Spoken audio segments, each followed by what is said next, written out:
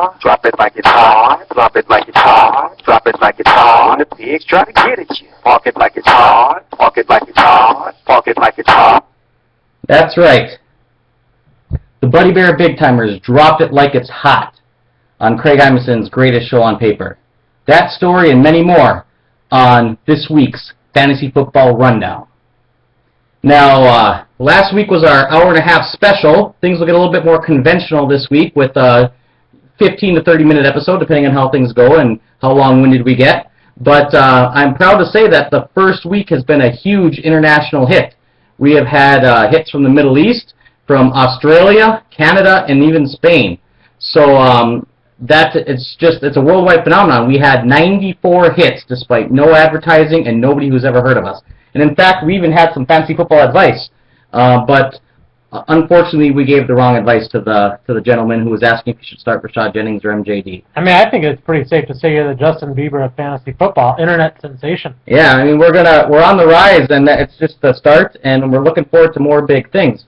But like I said, what we're going to do now is we're going to start with a Week 1 recap of the various games. And then the second segment, we'll be talking about what we can look forward to with Week 2. And in the middle of all that, there'll be a few Pigskin League stories dispersed here and there. It was really a tale of two divisions for Week 1. Just as we kind of suspected going into the season, all the high scorers were coming on one side of the league, and all the fairly low-scoring games came on the other side of the league. Most importantly, again, was the one we previewed as Matchup of the Week last week, which turned out to be a narrow, fingernail-biting victory for the Buddy Bears Big Timers. It was a clash of the Titans, and while neither of us managed to wrangle the week's highest-scoring team, we were both right up there in the top three, and it was a battle that went right down to the end. And in fact, we'll start with that game since it was the game of the week, and it's my chance to gloat because in recent years, Craig has given me a tough time when we've had our head-to-head matchups, but this week I finally had my way with them, big fantasy football speaking. You go and say your team cast a spell on him. Yeah, which is why I'm wearing the wizard hat, because I cast a spell. The Buddy Bear Big Timers were able to absorb some monster games from Craig Imeson's squad. I mean, he had the 30-point game from Julio Jones. Andre Johnson looked like he was back. Arian Foster was very active. But what I think this game came down to was a matter of, Craig's top-end firepower versus my depth top to bottom. And while I have Darren McFadden's 13 receptions to thank for the successful result, I'm not going to deny that. What came down to is that the only player on my team that had less than double-digit points was the Dallas defense with 6. Meanwhile, Craig had a really poor performance from his tight end like we thought might be the case. Doug Martin looked pretty decent, but he had a lackluster performance from Hakeem Nicks as well, and basically what it came down to is that having a lot of good scores top to bottom beat out having some top-heavy scores with some real holes on the underneath of it. Yeah, you have to think really with the performance you had on Monday Night Football. You were really biting your nails after McFadden had that unprecedented 11-yard loss to actually drop you from a tie down to being behind Craig. Last year, I was the team that had those late call Monday Night Football victories. In fact, my Week 1 win over this year's worst team, but last year with Rams, was the last play of the game as well, or one of the last with the 99-yard touchdown pass. Yeah, I remember that. That was a rude welcome to the league for Bram Spindom. So this year had no short of drama in that game of the week. So that definitely, you got to tip your hat. Congratulations to Jeff's team for that. And moving on to just another game that happened in the same division. You had the second and third most points in the league, but Greg really mopped up with a walloping performance. So one of those points that we were making about your division having the strong teams, the top 3 scorers of the week, all came from the Alpha division. In fact, everybody but Gelhar scored at least 117, and 4 of the teams were over 135. Yeah, I mean, Greg beat up on my little brother pretty good, and Matt has had this uncanny luck the last few years of seeming to always find a way to match up against the top scoring team of the week, or at least one of the top couple. But Greg, you got to give him props. Everybody scored well on his team. Yeah, Everybody across the board. Nobody less than 10 points. Yeah, top to bottom. I mean, you don't see a top to bottom double digits very often because odds are your kicker, your defense, neither of them are going to average 10 points. Yeah. So the fact that he got 34 out of those, Marshall had a phenomenal game. And his bench kicked butt too. I mean, he didn't really have many weaknesses on the bench. C.J. Spiller, Jay Cutler, Amendola, Michael Bush. Yeah, I mean, he got a majority of those points from 4 players on the bench, which stands to really that he's got a deep 4 sitting on that bench ready to step in. I bet Matthew still wishes he got Amendola. You know? Oh yeah, I know. He's been kicking himself while taking Hankerson over Amendola. I don't understand. And speaking of Dancing with Raji, what's up with dropping your 7th and 9th round pick before you even take a snap? Yeah. What poor value. I mean, he made a lot of trades to position his draft very well, and it just didn't go his way, and he ended up wasting 2 fairly early draft picks right out of the gates to make some waiver wire pickups. Yeah, give him some credit, though, this week. He started the best possible team. That doesn't happen very much. He had all the right picks for his starters. It looks like Manning's going to be a good value for where he got him. And Manning looked like the old Peyton Manning.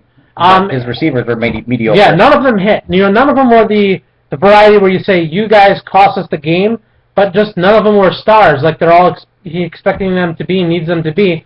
So you can say, you know what, if those guys come home, his team should be good. His team should be fine. It's pretty alarming, though, that he has squat on his bench. Yeah. Like, nobody did anything on his bench, so if one of his players goes down, he could be in a lot of trouble there. And meanwhile, the other thing I need to throw in there with Greg is, 16? You got 16 out of the Jets' defense, even though they gave up 28 points in garbage time. Yeah. I mean, that's impressive. 16 points, even though you gave up 28. And they really should have given up only 14 or so, but the Bills made some late comebacks when really the game was rolling. Yeah, add in that C.J. Spiller is now starting back at least for a few weeks. He's got definitely some added out-of-nowhere depth on that team. The Spiller is going to perform probably like a third-round pick, and you got him definitely later than that. So that was overall, those 2 games are definitely the big hitters. Apart from that, I've got to mention my game a little bit here. I beat up on Rome. I ended up beating him, convincingly. It was definitely a disappointing game for my team. It was one of the games where if you'd have told me that Romy would have been, scoring as low as he did, I would have figured I won by 50. But with the combination of Fred Jackson getting hurt and Wes Welker either not being in the game plan or really not being in the game plan, those 2 things, the fact that I won comfortably was a victory. Definitely Drew Brees proved why he was such a good value where I got him. And he struggled actually for the game, but it's the fantasy points that count in this league. Yeah. The thing is with Welker, is it a 1-week aberration or is it a change in offensive philosophy for the Patriots? Because you have to be a little concerned that they refused to give Welker a contract extension in the offseason, yet they threw all kinds of money at both Aaron Hernandez and Rob Gronkowski, the tight ends. Yeah. And it just seems like, you hope for your sake that that's not the case, that it's just one of those 1-week hiccups. But are they moving to a strictly tight end offense? And then plus they gave Ridley 20-something carries for over 100 yards. So, obviously if your team's going to stay in contention, you need to get Fred Jackson healthy, although you do have some good depth to absorb that in the short term. And then Welker obviously has to return to form. Yeah, and you think with all those carries, is it really that all those short passes that Welker used to get are now all of a sudden going to Ridley in the form of carries? Yeah. If that's the case, then my only real chance is to hope that all of a sudden Lance Moore became the counterpunch, that now he's going to be the Wes Welker of the Saints, which really could be the case with 10 targets week 1. They definitely thinned out some of the spots in their receiving core over the offseason. So yeah, and they were all out of whack against the Rams. They've had a lot of points late, but hopefully for your sake as well, Lance Moore is that's a sign of things to come. It's like is Wes Welker an aberration? And if not, is Lance Moore an aberration? You're hoping that at least one of them is the real deal, and then you should be okay as far as that slot is concerned. So now, aberration or real deal, 4 points from Turner and Benson. Well, I think Turner's going to do more than 3 points on average, but it's kind of an extreme example of how his role is going to be diminished as they move to a vertical passing game. A lot of people think Matt Ryan is in the same stage of his career as Peyton Manning was at that point. And Cedric Benson, I do think he's going to be better too. They ran into a very stiff challenge with the 49ers defense, but I really think that he's going to struggle. I would say maybe 7-8 points a game, 10-11 maybe. But if he's hoping for 15, 20-point games from either, he's going to be sorely disappointed. Yeah, I mean, but at 4 points, I mean, that's killer. You can't win if you're not getting, 20 points out of your running backs total at least. If you're getting sub 10.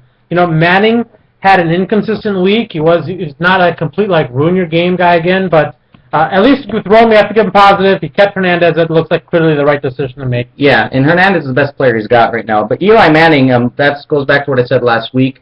You can't call him elite when he gets 14 points. Aaron Rodgers and Brady, they never have games like that. So moving on quickly here, because we're running short on time in this first segment, I'm going to talk about Dream Crusher and Fram Spindom. No big surprise here. Dream Crushers absolutely crushed him. The best move of the week, I will give Gelhar some credit here. Robert Griffin III, 30 points in his NFL debut. That was extremely impressive, and it still isn't just by the second-round draft pick for the reason I discussed last week. Could have been a phenomenal value as a fourth-round pick. Yeah, it would have been great value for fourth or fifth-round pick. We'd be patting him on the back then. But at least he can take a deep breath and say, you know what, it looks like this crazy investment's going to pay off. Can't say the same about his third and fourth round picks though. I mean, Meacham was a pedestrian 6 points, and Hallou's not even the starter. Yeah. So his team's a mess. I mean, even getting 30 points from Griffin and 17 from his kicker, he still only managed 86. Meanwhile, Dream Crushers just had a solid 138. No guy really stood out, although Kevin Smith put together 24 and Reggie Wayne, so they both seem to find the fountain of youth. Jimmy Graham was his normal dominant self, but overall it was a solid 138 that... I think that was fourth in the league, and that was also on your side. Yeah, and it was just a good, convincing victory. Actually, it's tied for third. Oh, tied for third. Yeah. And then I'll also talk real quick about the game with my nephew, Owen Goal. That was that was actually, in terms of competitiveness, one of the tightest games of the week.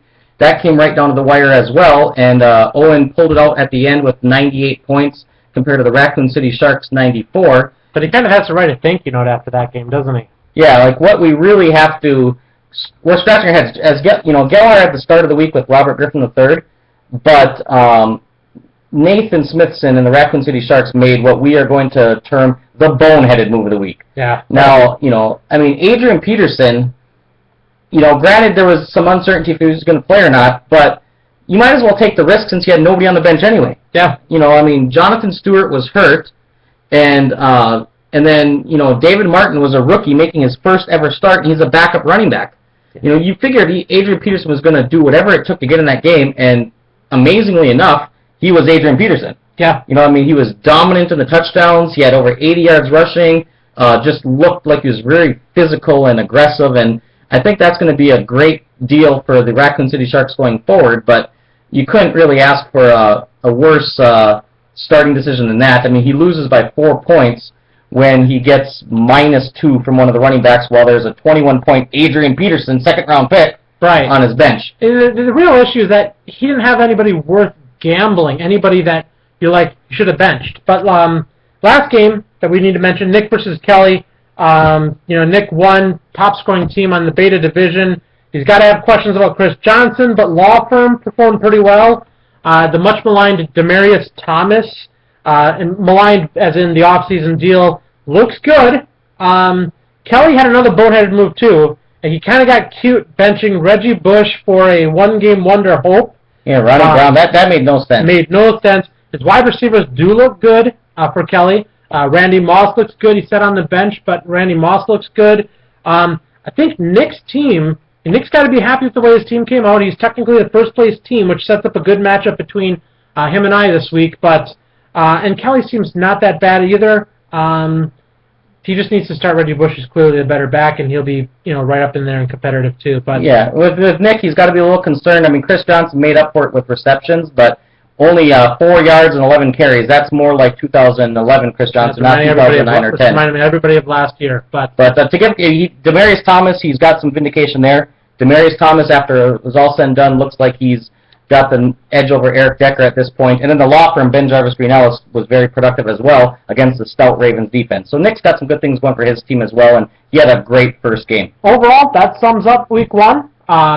Next episode, we'll be getting into just our overall conversation projections looking into week two. And we'll also talk about some league storylines. Yep. But in closing for this segment, Craig Anderson, what you going to do when the Buddy Bear Big Timers run wild on you? Ooh.